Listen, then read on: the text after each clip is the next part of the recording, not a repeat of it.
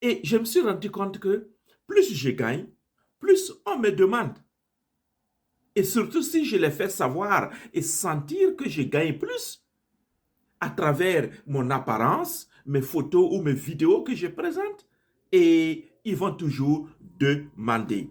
Alors, mes revenus augmentent, mais les dépenses aussi augmentent. Est-ce que cela peut me permettre de construire une richesse véritable là où je suis? Non. Je restais au même niveau financier.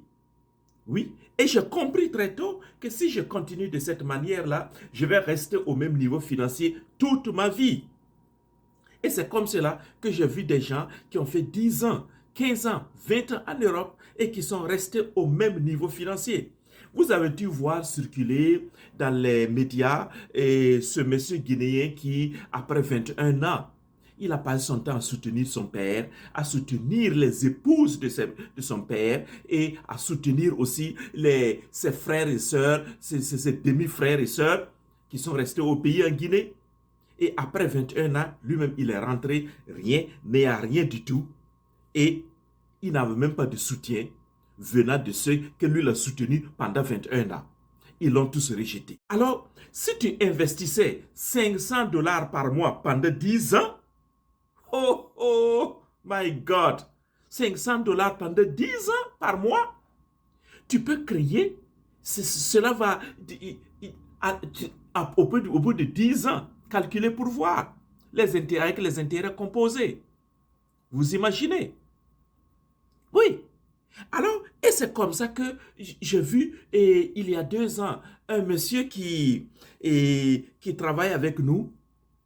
Et il nous a partagé son expérience parce que j'ai parlé de cela, de ce problème-là. Il a partagé son expérience.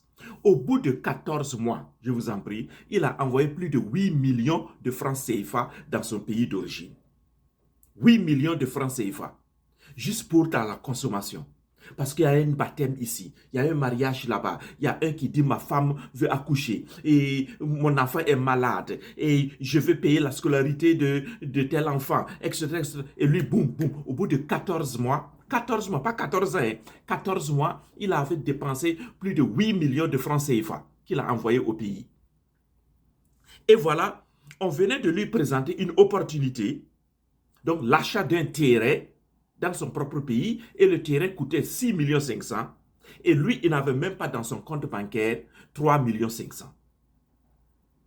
Vous voyez, il n'avait même pas bien la moitié du coût du terrain. Et donc, il voyait l'opportunité passer devant lui. Lorsque j'ai fait l'analyse là pour lui, et nous avons tous regretté cela.